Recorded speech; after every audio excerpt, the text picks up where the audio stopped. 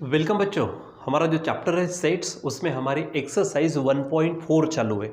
सो याद करो, last time हमने 2-3 क्वेश्चन उसमें से ऑलरेडी लिए थे। ये हमारा फर्स्ट क्वेश्चन था, ये सेकंड क्वेश्चन और ये थर्ड क्वेश्चन। और उसके लिए उसके पहले जो हमारे पास में एक जो फार्मूला था, ठीक है, इस फार्मूले का हमने इस्तेमाल किया था। तो यहाँ पर ये जो यूनियन है, तो यूनियन के लिए ध्यान में रखना बच्चों, जब टोटल की फीलिंग आती है, एटलीस्ट या फिर आइदर और ऐसे वर्ड्स हमको दिखते हैं, सो हम यूनियन का इस्तेमाल करेंगे। और जब बोथ या फिर कॉमनली या फिर कॉमन ऐसे कुछ वर्ड्स आते हैं, तो वहाँ पर हम इंटरसेक्शन का विचार करेंगे। ठीक है। अब वर्ड डे प्रॉब्लम सॉल्व करने के लिए जो सबसे ज़रूरी चीज़ है वो बच्चों कौन सी है कि आपको जो दो सेट्स है वो दो सेट्स लेने पड़ेंगे। उसके बाद उसमें कितने नंबर ऑफ एलिमेंट्स दिए वो देखने पड़ेंगे। ठीक है।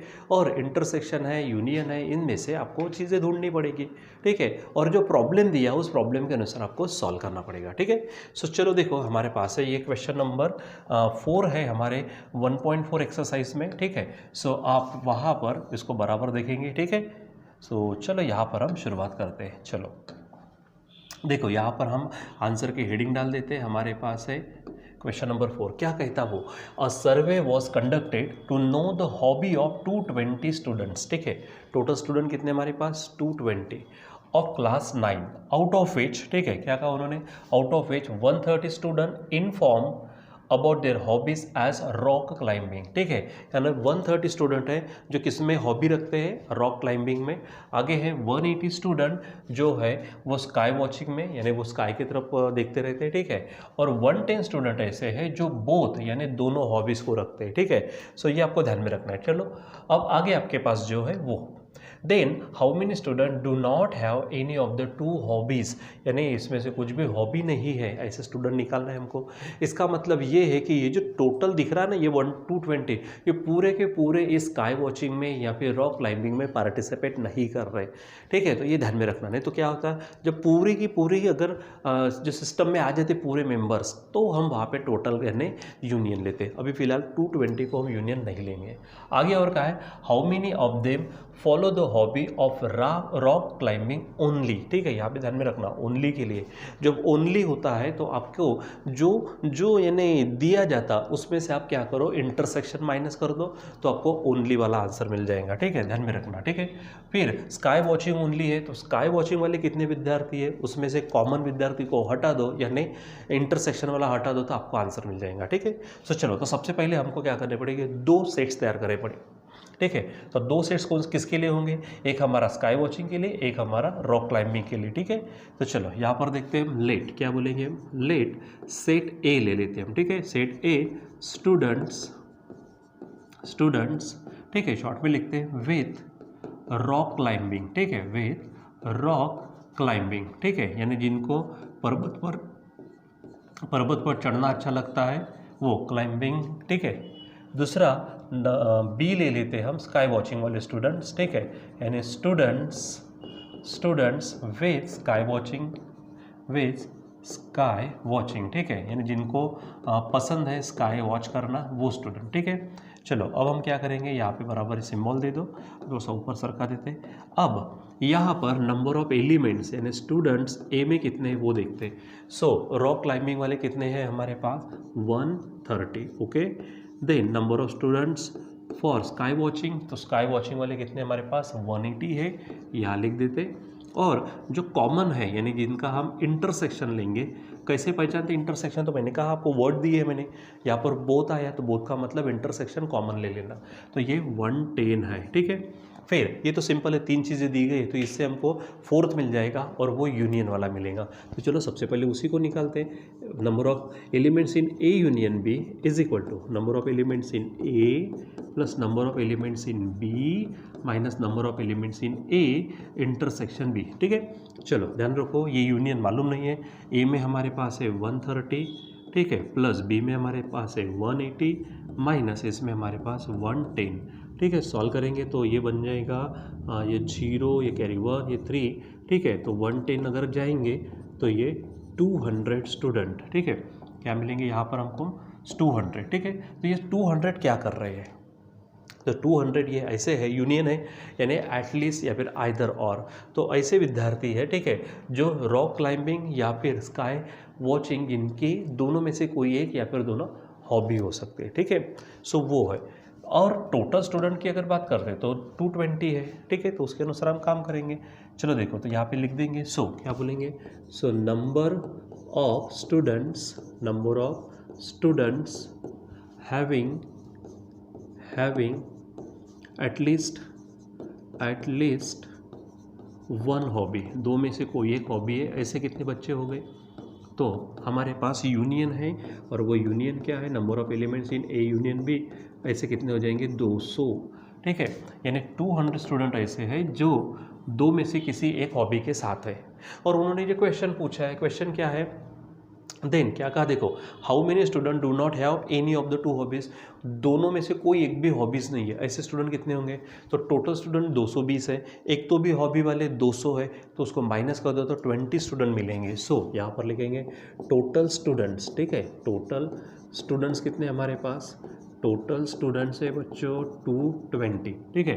अब यहाँ पर हम लिखेंगे नंबर ऑफ स्टूडेंट्स, क्या, नंबर ऑफ स्टूडेंट, देखो जो कहा उन्होंने, स्टूडेंट डू नॉट हैव, ठीक है, not having any of the to hobbies, ठीक है, not having any of the to hobbies, दो हॉबीज में से एक भी नहीं है, ऐसे कितने बच्चे हैं, ठीक है। सो बराबर चेक कर लो हॉबीज, ठीक है, ठीक। तो मैं यहाँ पे नीचे लिख लेता हूँ, हमारे पास टोटल बच्चे हैं 220, उसमें से 200 माइनस कर दो, और इसलिए हमारा आंसर होगा 20, ठीक है। सो 20 स्टूडेंट ऐसे हैं जिनको इन दोनों में से कुछ भी पसंद नहीं है, हो सकता है उनको कोई और चीज़ पसंद हो, ठीक है, ये हो जाएंगे, ठीक। चलो अब बच्चों हमारे पास क्या है कि हमारे को दूसरे और भी क्वेश्चंस पूछे हैं, उन क्वेश्चंस को भी हमको देखना है। देखो क्या कहा उन्होंने, उन क्वेश्चंस को भी हमको यहाँ पर देखना है। एक्चुअली ये जो यन क्यू आया ये दिख नहीं रहा, इसको थोड़ा सा हटा देता हूँ मैं, ठीक है, ऊपर कर लो ज़रा सा और इसको थोड़ा हटा दो, ठीक है। तो 20 स्टूडेंट ऐसे हैं जो किसी भी यानी हॉबीज़ के साथ नहीं है, ठीक है। देखो अब आगे क्या कहा वो चेक कर लो, यहाँ पर, यहाँ आगे में जो है वो चेक करो, क्या कहा उन्होंने। देखो ये है, how many of them follow the hobby of rock climbing only, ठीक है, यानी यहाँ हम क्या करेंगे, इसको समझने की कोशिश करते। देखो क्या कहा, नंबर ऑफ स्टूडेंट यहाँ पर लिख दो, यहाँ पर थोड़े मैं मार्जिन फिर से बना दो, ठीक है। सो चलो बताओ क्या कहा उन्होंने, नंबर ऑफ स्टूडेंट हम लिखेंगे यहाँ पर नंबर ऑफ स्टूडेंट, ठीक है। देखो क्या कहा, how many student follow the hobby of rock climbing only, number of student having the hobby कौन सी, रॉक क्लाइंबिंग ओनली, ठीक है, जो सिर्फ रॉक क्लाइंबिंग ही करना चाहते हो ऐसे बच्चे। तो मैंने थोड़ी देर पहले कहा था जब शुरुआत हो गई थी, तो जो सेट है रॉक क्लाइंबिंग के लिए वो क्या है हमारा एन ऑफ ए है, ठीक है, माइनस इसमें से इंटरसेक्शन माइनस कर दो, यानी N of A intersection B. जब ओनली निकालने के लिए ध्यान में रखना, ओनली निकालने के लिए क्या, जो सेट है उसमें से क्या माइनस कर देंगे हम, हमारे इंटरसेक्शन को। तो यानी कितना है 130 है, माइनस कॉमन कितना है ये, यानी आंसर होगा 20। तो 20 स्टूडेंट ऐसे हैं जिनको रॉक क्लाइंबिंग ही पसंद है, उनको स्काई वॉचिंग नहीं, ठीक है। चलो उसके बाद में क्या कहा, और number of students having the hobby कौन सी हॉबी, स्काई वॉचिंग ओनली, वो भी पूछा है, स्काई वॉचिंग ओनली, ठीक है। सो यहाँ पर भी आपको ध्यान में क्या रखना है, जब भी मैंने कहा कि ओनली आपको निकालना है तो ओरिजिनल ले लो, तो स्काई वॉचिंग वाला ओरिजिनल कौन है, एन ऑफ बी है, इसमें से इंटरसेक्शन ऑफ क्या कर लो, माइनस कर दो, तो आपका काम हो जाएगा। तो देखो स्काई वॉचिंग वाले हैं 180, माइनस करेंगे उसमें से 110, सो आंसर होगा आपका 70, ठीक है, ये ध्यान में रखना।